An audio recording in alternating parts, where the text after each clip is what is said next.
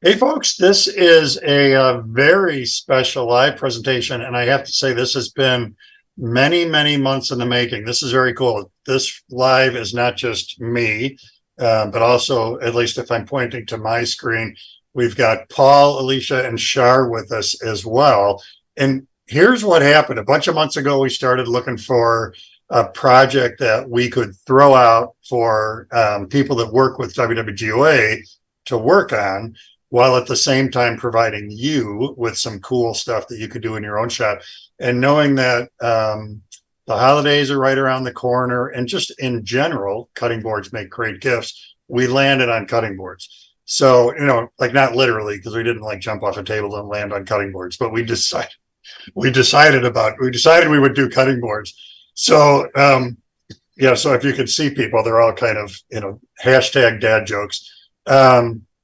So in the end, what happened is Char, Paul, Elisha, and myself all made a cutting board. That's what we're here to talk about today. And then we've also created this huge hub of cutting board activity. And there are links to that in the description for where you are right now. And when you go to that hub, you can get a PDF that includes the directions for each of the cutting boards we are about to show you. And then on top of that, there are 5 different how-to videos related to cutting boards. I'm going to talk more about those videos as we get a little bit further along. So we really want to keep this with your questions. We really want to keep this cutting board specific and stick to that topic for the next 50 minutes or so. So what we're going to do is each of the cutting board creators is going to talk about their board and what they did to make it and a little bit of the background with it. And then we'll go through that rotation and I don't know, go on from there. So you're welcome to post your questions as we go, and then I'll grab them and I'll get the questions in front of everybody who's here on the cutting board, and then we'll see what happens. So Paul, you are first, sir. What you got, dude? Sounds great. Thank you, George. So the cutting board that I decided to put together for this was very simple in the world of cutting boards, particularly if I compare it to the one that Alicia made and the one that Char made and the one that you made, George. Those are, much fancier. So this is a very basic end grain cutting board. Now, I love making end grain cutting boards because they work so well and they're so durable over the years. I have one that's my daily user that's about 12 years old, and I put a fresh coat of oil on it every once in a while, and it literally looks brand new. So a couple of I'll share 5 kind of observations. I guess first, just an overview of the cutting board. What is a little bit unique about this, and it was kind of an experiment, was I had a piece of sapwood. So if you look at first at the first photo that I provided, that gives you an idea of what I attempted here. And this was to give the appearance of an inlay. So that diamond shape kind of looks like an inlay, the repeating sequence of 5 diamonds running down the middle of the board. Actually, what that is sapwood from the same board. This is all from one piece of cherry, black cherry, and it had a strip of sapwood running down one of the edges. That my initial thought was, I'm going to cut that off so I'm working with all one color. And then I decided it was kind of a triangle shape in the corner. So I decided, let me see if I can incorporate that in. So as I cut it up into strips and glued it together, I put those in close proximity. And then as I went through the sequence of gluing it together, I alternated them and put them adjacent to one another so that you end up with that diamond pattern. It's very simple in execution, and just I kind of experimented with some different ways that could be laid out. So if you look at the second photo that I provided, you'll see the board that I started with, and where I'm pointing is the sapwood. It's a little bit hard to tell on that piece, but that on the edge is the sapwood, which is much lighter on cherry than the heartwood, which is the darker portion. So I just left that in and created that diamond-shaped pattern by putting 4 corners adjacent to one another to create that pattern. Now, a few things that I've really learned over the years in making cutting boards, and I had a cutting board company for a number of years and have made many, many, many cutting boards. So one, on these end grain cutting boards, don't be shy on glue. You're going to end up needing, especially the first couple times you go through it, you're going to use more glue than you think you should, but glue is cheap. Go ahead and overdo it. And if you end up, as you get experience and dial it back a little bit, that's fine. These end grain cutting boards, you're basically, as the video and materials that George provided will show you, you're making a cutting board, then cutting it into pieces and gluing those back together. So the tricky part about end grain is getting that second glue up perfect. So what you want to do is when you're planing that first cutting board, run a leader board and a trailer board through your planer to eliminate the potential for snipe. Even if you think your planer doesn't snipe, this is not the time to find out that it does, because if it snipes just a little bit, it could cause a big problem with your cutting board. So make sure that you're using that leader board and trailer board to lock the cutter heads and avoid the snipe. When you're finishing an end grain cutting board, get a huge bottle of mineral oil, because those things drink mineral oil like you wouldn't believe it. In the video that George shared, it shows letting it soak all the way through till you can actually see it coming out the bottom. Then flip it over and apply liberally on the other side. It feels crazy how much mineral oil you're going to put on there, but just give it all it'll take. Don't hold back, and that will make sure that you will not have to add a lot in maintaining the board. It will stay very good and repel water for a long time. When you do that second glue up, be as meticulous as you can to get it as dead flat. Every millimeter makes a huge difference. So get that thing so you can't, even with your fingernails, feel a catch, because in your sanding step, you're going to thank yourself if you did a really good job. Now, many of us don't have a dedicated drum sander.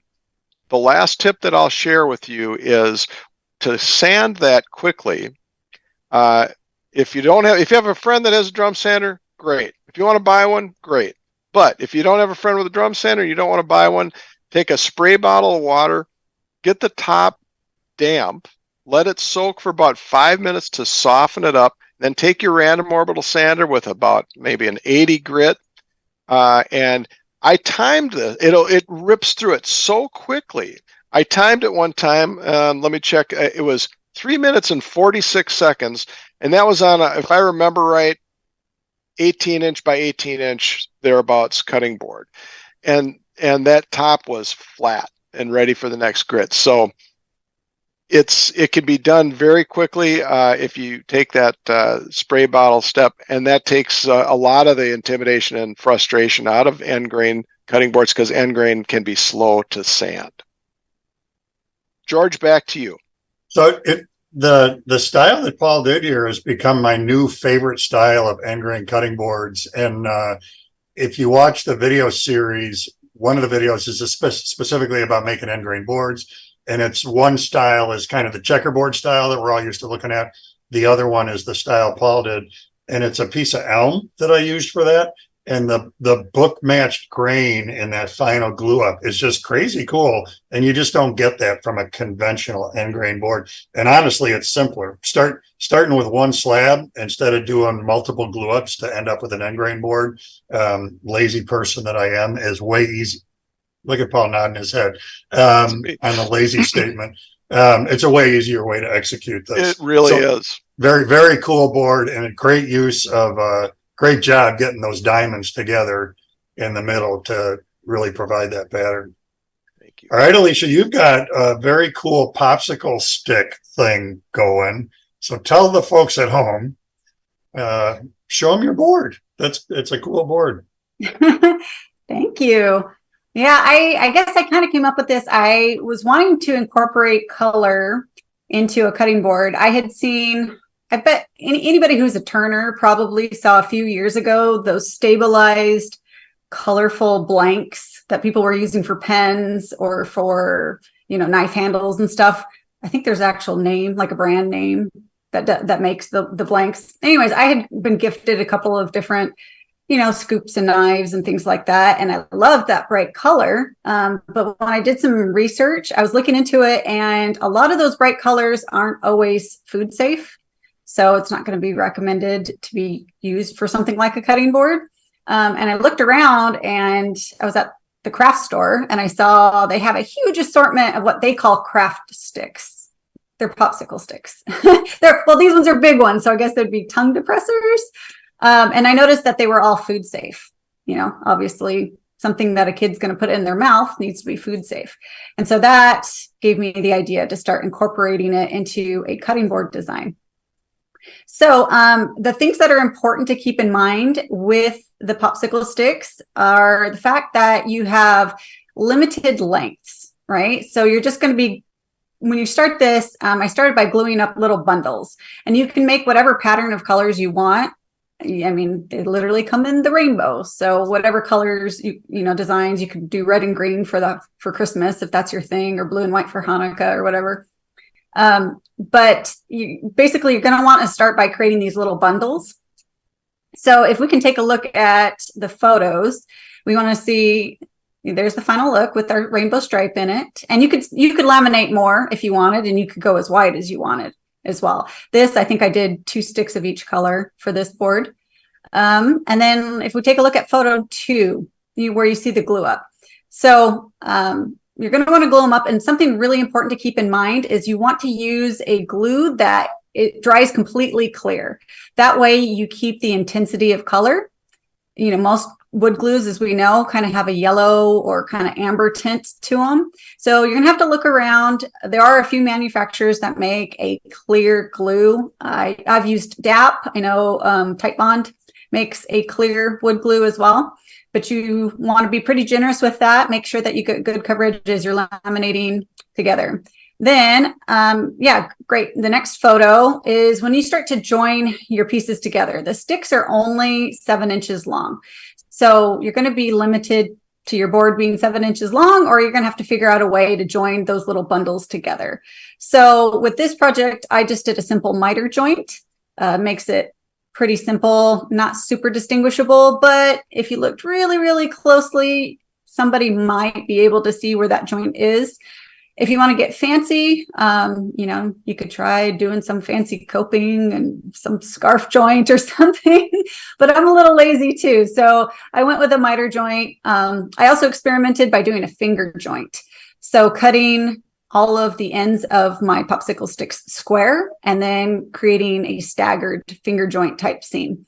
And that seemed to work okay, but honestly, the miter joint was less perceptible when it was finished to me than the finger joint was. So you get your strips all glued up, and then it's just the simple process of creating a face grain cutting board. You can rip down your side, get a board that you like, rip a strip off of it, and then you're going to insert your laminated strip. Luckily, this project is really easy to do a batch build of. So if you are making this for gifts, go get yourself a 6-foot board, glue up a whole bunch of those little bundles, 6 feet worth of them, join them together. And then you can do one big glue up, joining whatever your hardwood that you're using for the body of your board is with those little bundles of the colorful strips. Get them all glued up together. And then once everything is nice and dry, you can either plane it like that as one big board, or if you want a little bit more control, you can chop them down into smaller segments and then run each one through your planer. And that's pretty much it. It is a simple build. The only thing that's a little tricky is it's a little fiddly working with those tiny popsicle sticks sometimes. I have had some questions about the color fastness, and I think that depends on the brand that you use. So I experimented with a couple different brands. The ones that I got, I actually found at Michael's craft stores. They seem to be really good at being color fast. I scrubbed them several times with dish soap and water to kind of simulate what it would be like if you were actually going to wash the cutting board, and the color stayed true. Interestingly, I've noticed some of the colors are a little bit more color fast than others. So you might have like the purple might fade a little bit more than the red, but once you seal your board, with an oil, which is what I recommend. It will really intensify those colors.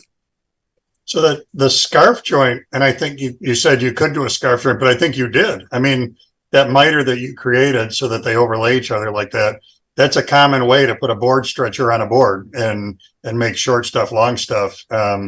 Same on the cedar strip canoe I'm working on. It's sometimes that's how you get 17-foot pieces of cedar, is by scarfing those ends just like that.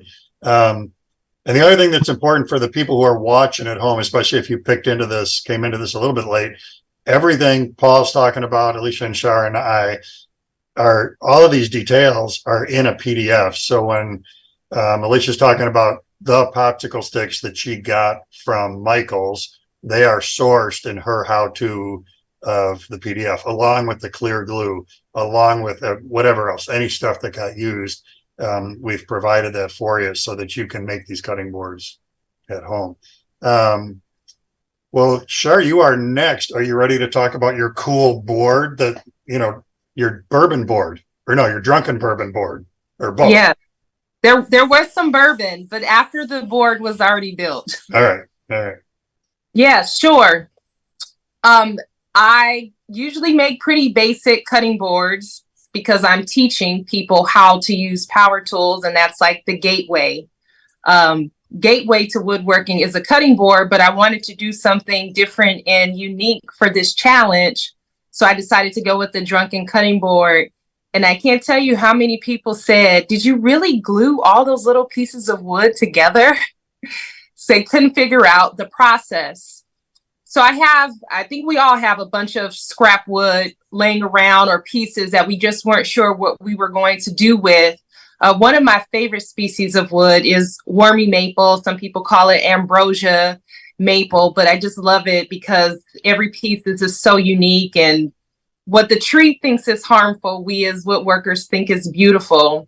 So I had a couple pieces of that, and just some standard maple, some walnut, which is my second favorite, and Angelique wood, which is really hard. And it's really hard on the table saw unless you have a really good rip blade on there.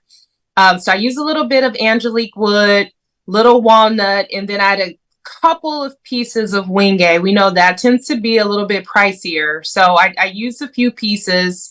I made 2 separate cutting boards first. So there's a lot of glue ups happening here. So get your patience and your clamps and your glue ready, because I think in the end, there was a total of 3 separate glue ups. So I made the light board and I made the dark board. I glued those together. The important thing here is to make sure that those boards are of even thickness, because if they're not, then the end results, it's going to multiply later on and it just won't be right. So after I glued those together, I didn't have any woodworkers double stick tape. So I just used some blue paint tape and fixed it together with some CA glue, some Starbond CA glue, and a little bit of accelerator. Put those together, and then that's when we start. It's going a little faster than I'm talking, but you guys see the end result right there of 2 different cutting boards with, what did I say, 4 or 5 different species of woods. But as you can see right there in that photo, I am just making random lines. Some people do it like every inch or every 1.5 inches. I did mine sort of random, because sometimes we know the bandsaw has a mind of its own. I'm using a 3/8 inch blade. I think it's 3 TPI, I believe, 3 or 4 TPI. I can't remember. That's on the Grizzly saw that I'm using there. So the most important thing that you have to remember when you are doing this project is to number all of your pieces, because I assure you, from that very first cut, if you do not mark that, you will spend the rest of the evening trying to match those pieces back together. You can go to the next photo, please. So once I had the light and the dark glued up together, you basically end up with 2 separate cutting boards. So you're taking 1 from the top, 1 from the bottom, 2 from the top, 2 from the bottom, and you're switching them. And that's how I got the light dark. So that's glue up number 2 right there that you're looking at. Could go to the next slide. So after glue up number 2, I turned the board horizontally, and I actually did mark it here because I wanted to have a more even pattern as I was going. So I did 1.5 inches each time. And I think I ended up with maybe 11 pieces after that. Can go to the next slide. And then that is my final glue up. And I think it came out great for my first drunken cutting board. One of the other problems that I ran into was chatter marks from the bandsaw. Those are almost impossible to remove. I initially tried it with, I have a surf prep sander that I use to try to get through the curves, because if you mess up the curve, you'll end up with a gap. That's like the worst thing that happens during cutting board process, right?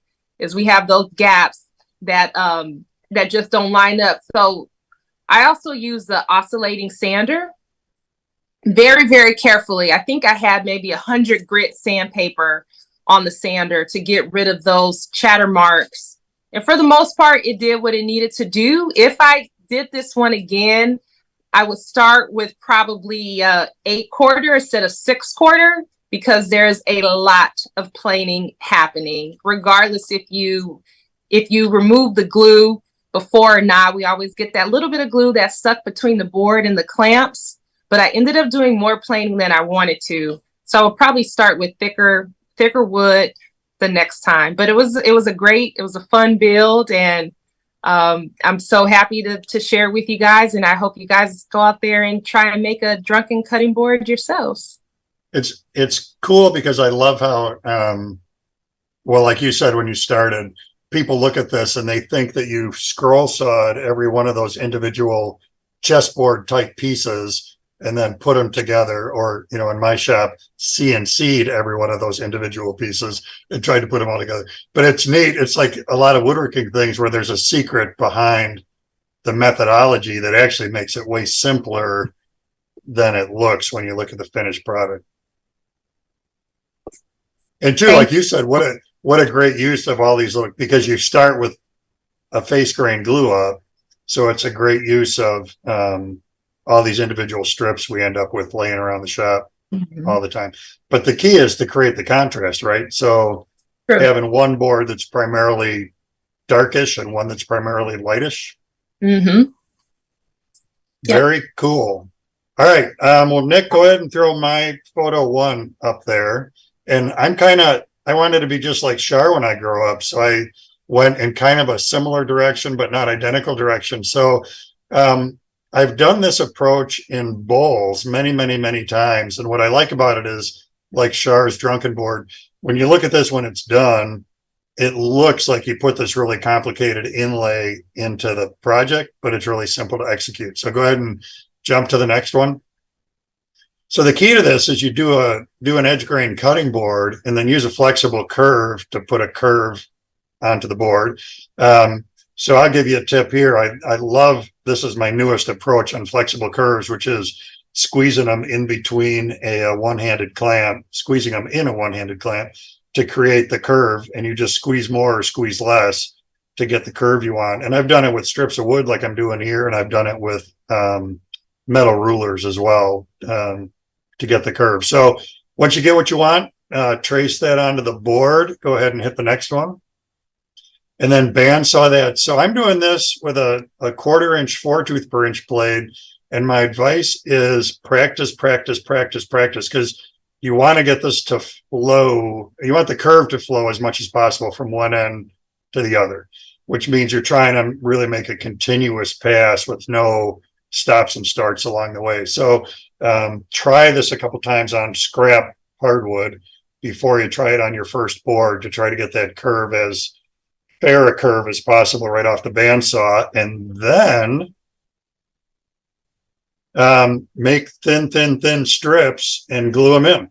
And it's just as simple as it sounds. As long as that strip you made flexes to the curve, you can glue both sides of that joint. And then when you close the clamps, that's going to force it in. And now I can't remember. Do I have one more picture, Nick? Or that? Yeah. So squeeze this closed. And then once that glue is dry, we'll go back to the bandsaw, cut the second curve, and it's just the same thing all over again. And then flatten that all on a planer or a drum sander, and you end up with the inlay strip when you're done. So another one that it looks more complex than it really is. And you could do that edge grain or end grain, that approach in either style of those boards. And you could go as far as you want with those inlay strips. You know, if you want to cut 50 of them in there, you could cut 50 of them in there. So before we jump on to a little bit of the background videos that we did about the cutting boards, anything else from you three that, you know, now you've seen all the other boards. So any other kind of free flowing commentary here? I have a question for you, George. Hit it. If you wanted to get a perfect radius, could you set up a jig on your bandsaw, or even something as simple as like pinning down the center, and then you could just rotate your board and you get a perfect radius that way? Yeah, so a circle cutter would sure simplify introducing that arc, and then you wouldn't have to worry about freehand flowing through that and not having starting and stopping points. So it's a great idea, because then you could just set on that circle pin and pivot, and it kind of has to come out right. So yeah, it's a good idea. I had a question on that arc as well. I was wondering what bandsaw blade kind of width, tooth count would you suggest to get a smooth For me, arc on mine? Yep. I did that with a 1/4 inch 4-tooth. And then I do a different approach from Char. My goal is to not sand. Because I don't, you know, it's like Char said with the surf prep sander, like if you sand this curve a little more than this one, then you're going to have weirdicity. Part of the blade selection is aggressive enough to go through 1.25" hardwood, but not so aggressive that it looks like I did it with a chainsaw. And then when you close that up, if it's, so like in this case, that's a hard maple strip that's laid into the rest of the hardwood board. There's a little bit of a flex there. So, you know, if you have a little bit of a whoop-de-doo, that inlay strip is so thin that it'll force into that weird shape a little, to an extent. If you do a big hook up and hook down, it's not going to go into that. But if you have just a little bit of a distortion, it'll do it. So yeah, it's same with bowl blanks. 1/4 inch 4-tooth has served me well on this approach. So you didn't have any issues with chatter marks? Well, there's bandsaw marks, you know, without question, but that thin piece of maple almost acts like a gasket between them. And I know that if I cut and then I kind of reposition and I cut and I reposition and I cut, then there's going to be jumps in that cut, and that's going to be bad. So that's where trying to free flow from one corner, cut one continuous curve to the other corner is important. And that's Elisha's idea with the circle jig is a great idea. Or you could do an ellipse jig, or no, I don't know if you can do an ellipse jig on a bandsaw, but you could certainly do a circle jig and take out that freehand portion. That would make it flow better. But it's, you know, even looking at this close, I'll send you a picture, Char, you can zoom in on. You can't see like tooth marks in between the strip and the rest of the board.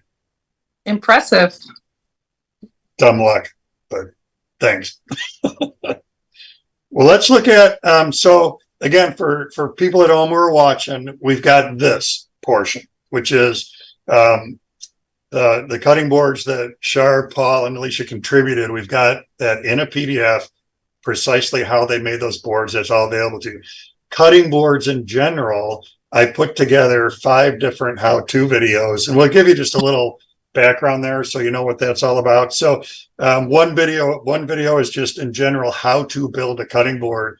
And one of the things that we hit on there is covering the best woods that you can use for a cutting board. And there's lots of choices here. We want to stick with hardwoods, but there are woods that are too hard and shouldn't get used.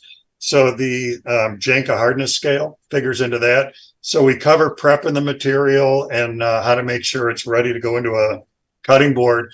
once you've got this material in hand, the next thing is to start composing the board. And this is a fun step, but it takes a little bit of thought. You want to pay attention to what you're doing here.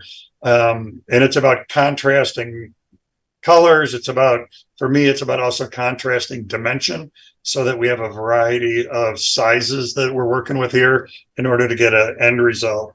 To detail the boards, there's a lot going on. Radiusing the outside corners as well as the top and the bottom corners, coming back and hitting those with the sander so that you've got everything nice and silky smooth. And probably most importantly, what's a good finish for this? We want to be food safe. So as an aspect of the videos, we talk about different finishes that you could choose to use on your cutting boards. And oddly, within us four, I think a couple of us used the same one, and then a couple of us diverted just a little bit from that. So that PDF will give you more choices on cutting board finishes as well. So then the just general how to make a cutting board is the starting point, because you need one of those in order to make an end grain board. You need an edge grain board to make an end grain board. So there's a separate standalone video just on doing end grain boards. And that starts with cutting up your edge grain board and then reorienting the pieces. So there's some flipping, there's some rotating. And a cool aspect of this is if you work more than one board at a time, you can interchange pieces and get some really cool patterns going on. When you flip here is when you really start to see what it's going to look like. And then in the glue up, this is what Paul was talking about too, with maintaining alignment on your parts, using these calls in order to make sure all of those little checkerboard pieces are going to line up in there is a really critical way to get this to work. And then this other style of cutting board, this is that piece of elm I was talking about. So this, like Paul's, this started as just one big slab of elm, which is then becoming an end grain cutting board. So when these pieces get stood on end, an end like they are here, every pair book matches. That's the pith of the log. You can see right there. And in fact, that's a piece of elm I cut on my sawmill probably 15 years ago or so. I think it's dry. And the stupid thing is I've been moving it around for the last 15 years, waiting for a project to use it for. With end grain boards, those should not go through your planer because your planer can catch that and kick out pieces in a very dangerous way. So one of the things we've got for you is a leveling jig that you can make in your shop. And a leveling jig, it's great for end grain boards. But outside of end grain boards, if you don't own a planer, or if you build a board or you're working with a slab or something bigger than your planer, this jig is a must-have so that you can level stuff very, very easily. And this is a way, like Paul was talking about his trick of wetting the wood. You would do this before you start your sanding step to reduce the amount of sanding you have to do, get a really good surface finish off that router bit. And you're starting with something that's already dead flat. The other thing we know people like a lot is adding a juice groove to the board. I keep referencing cutting that big chunk of roast beef and the juices flowing off of it. So the juice groove jig that we've got for you, completely shop made, really easy to build, adaptable to any size cutting board that you want. And it's a very simple process with just a core box bit to work your way around in multiple passes and add that juice groove. So that's another video we've got for you is how to make the jig and then how to use the jig. And then the other thing we considered is that, especially on big cutting boards, it's nice if you have a way to pick them up, big, heavy cutting boards, besides, trying to reach your hand underneath. So we've got a video that's all about cutting finger holds in the end of the board. So if you want to do finger holds on your cutting board, we've got 3 different approaches here. It's all done on the router table, 3 different approaches, 3 different router bits. So with one of the approaches, you do end up with a distinct front and back on your board. With the other 2 approaches, you end up with cutting boards that can still be reversible when you're done because the hold, like you see there, is centered on the thickness of the board. So there's a lot going on here. And it's when we call this overall, call this the cutting board hub. It's a great word for it because there really is lots and lots and lots of information that's there to really help you go down the cutting board road. So I'm scoping for questions. What typically happens for me on these live streams is about 30 seconds after I say we're done, 10 questions come in. So if you folks who are watching have questions, this is your opportunity. We've got a little bit of time left to stay live here. So from you guys, while I try to get this rasp out of my voice, any words of wisdom, smart comments, Paul, that you want to make, or anything else? Well, thanks for filling in. Yeah, I got nothing. Okay, can I brainstorm an idea with you guys? Yes. All right, so I was thinking about a juice groove, and like a lot of my projects, I try to keep them with limited tools.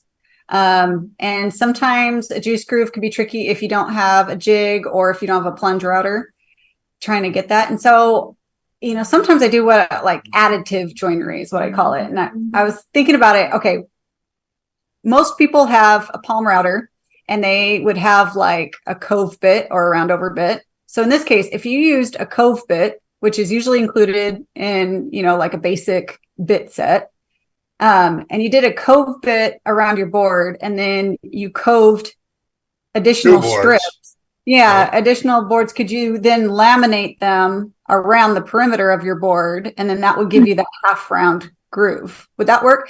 My only concern would be gluing onto the end grain. I think that would be the only tricky you can't turn the corner, right? You can't, because you wouldn't want to miter those long grain pieces and wrap the end grain of a whatever 12-inch wide board. Elisha, another thought would be to get one of those, I'm drawing a blank, but the handheld Dremel, the small Dremels, and get one of those bits. They sell so many bits. Or the little ones with the sanding head. I mean, it'll take you a little more time, but that can also be an option to create a juice groove. Yeah, Sorry, I caught George's raspy voice. You sent it. Sent it to Arizona. I know. Leave it there. There's got to be some other way, right? Like, I'm going to think about that one a little bit longer. If maybe, you know, you partially cut the distance on it prior, and then I don't know. I'm going to think about that some more. Yep. You could do it with a carving. You could do it with a carving tool as well if you were a little bit forgiving with yourself about, you know, the precision of the shape. You know, it might have a little bit more. If I carved it, it would have a little bit more of an organic feel to it, which I'm kind of okay with for the most part. But on certain, you know, a more formal looking cutting board, it might not look right. Yeah, like what Char's got there, the ball. What am I thinking of? A ball gouge carver in a Dremel or some kind of rotary tool could maybe do it. And you could do. It'd be interesting. You could set up a straight edge that could track down. So it would end up relatively straight. Depth of cut would be a little bit challenging to get that uniform. Yeah, I don't know.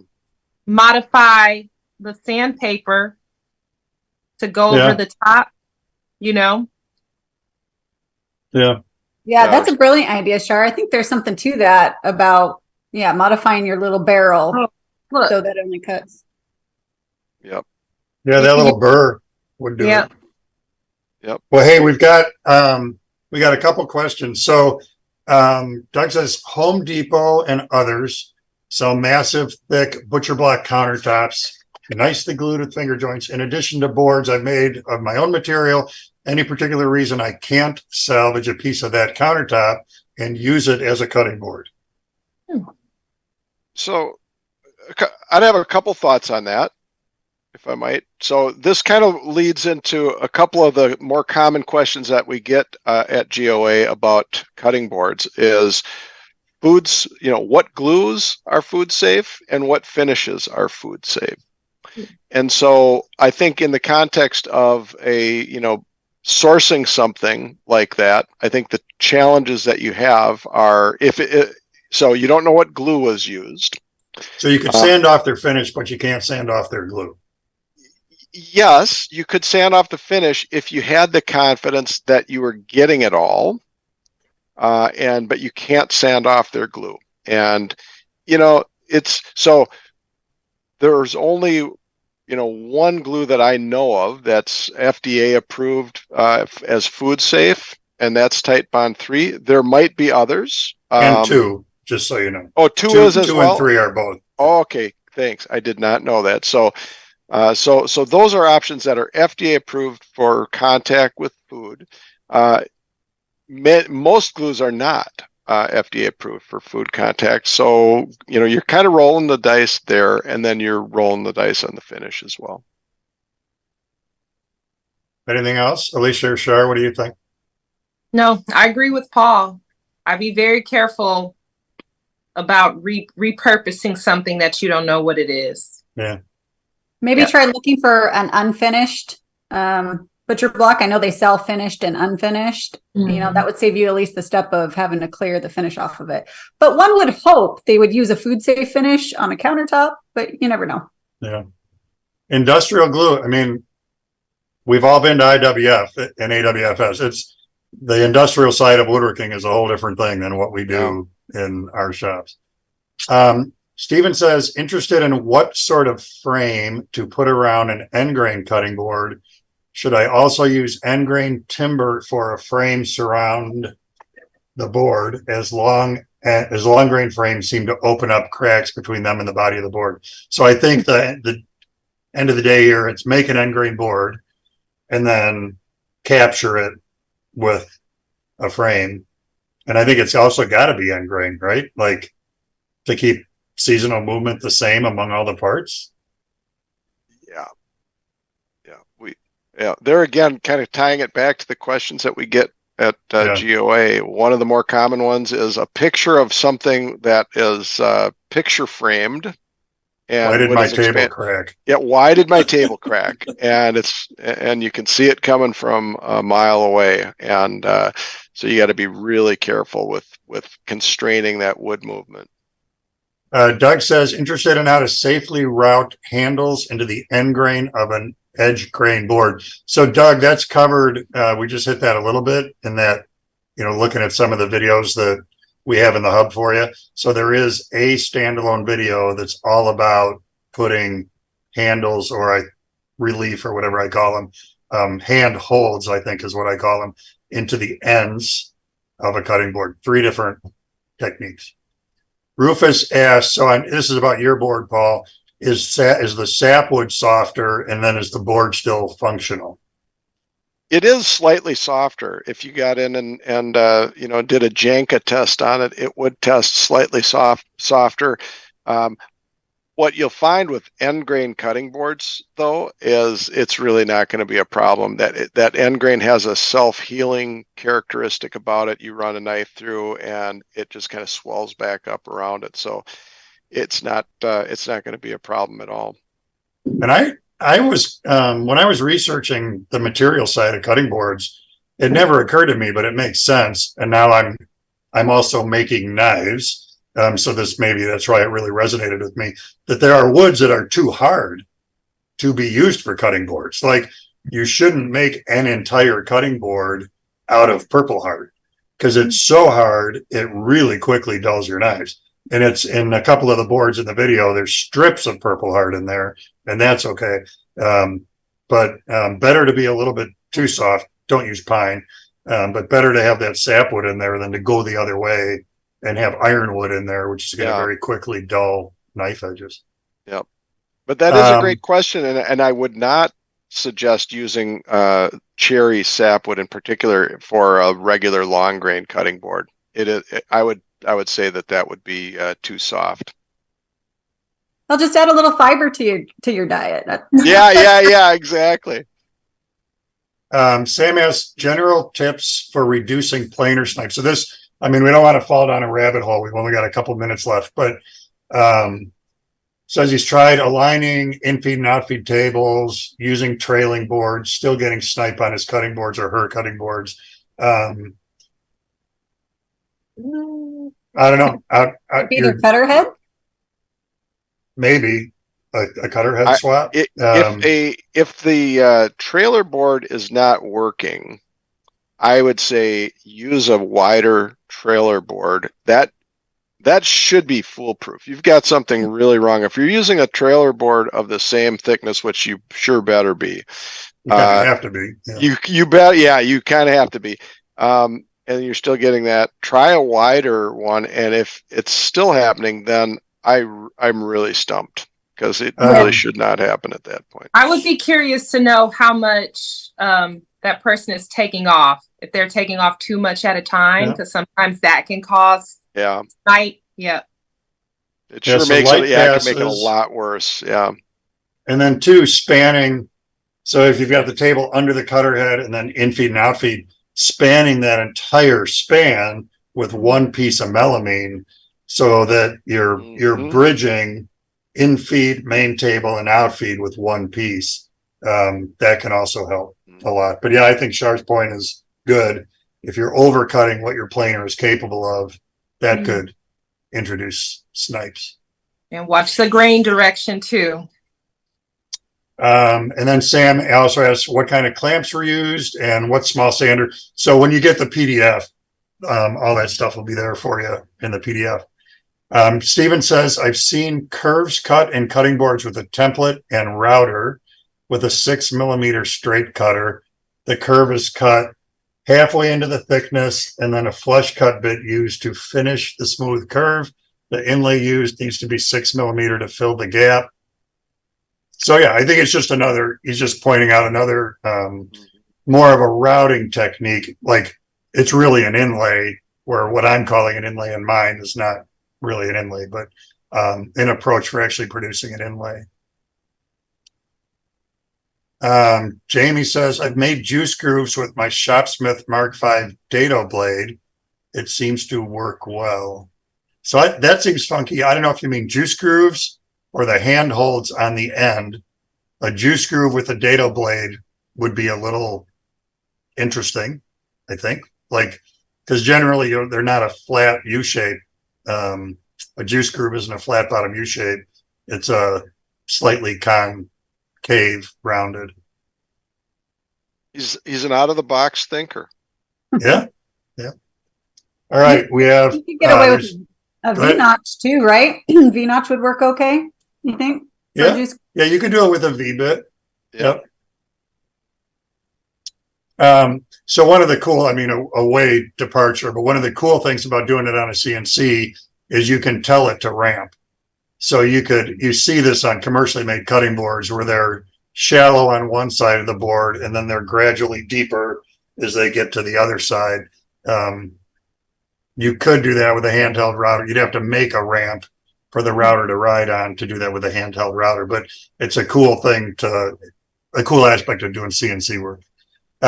So we have one more question, which works because we're about out of time.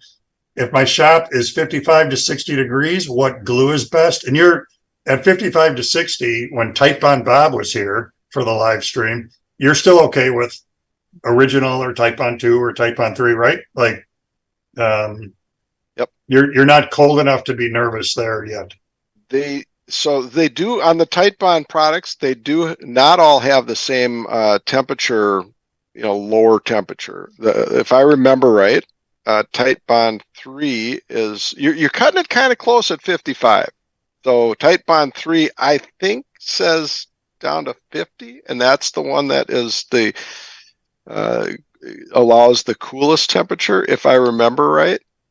And this is probably 10 years ago when I studied on that, so I might not be right. But look at your product because the Tight Bond products will say a unique idea. Read the label. Yeah. All right. Well, that was our last question. So, one, I really want to thank Paul, who's there on my TV, my computer, and Elisha and Char for participating in this. It's a lot of work to for them, they not only did the cutting board, but there's a lot of background that goes into this. And then, of course, participating in the live stream that we're doing right now and being part of this challenge to get their ideas in front of you. And I think, I mean, I'd really encourage everyone to capitalize here in the gift giving season. Look at the cutting boards, happily steal ideas, combine ideas. And then two, there's all that how-to information back at the Cutting Board Hub that you can use in order to help you get maybe a little more efficient at making your cutting boards. I'll start with you, Paul. Any closing comments from you? I love holiday woodworking, and I've used cutting boards as my go-to for a couple of the seasons over the years. And yeah, I just, as you said, I would just encourage everyone to get out there and make some dust this holiday season. All right, Elisha. You know, I like finding weird materials. You know, I'm the type, I don't know, I like to source things a little bit differently, create something new. So look for different cool things for handles or for legs or things like that, you know, little pieces of hardware or, you know, brass. Like I'm pretty sure, George, you've incorporated brass into some boards before for handles and stuff. So yeah, consider more than just wood possibly for your cutting board. Great idea. All right, Char, you've been like the cutting board queen with your classes the last couple of weeks here, or couple of months, I don't know, but recently on social media, you've been very active with cutting boards. So what do you got for us? Close us. I'm sure a lot of people are looking at my shop, the shop you guys have, and they go, well, of course you guys can make cutting boards. You've got $50,000 worth of tools, but you don't need expensive tools to make a cutting board.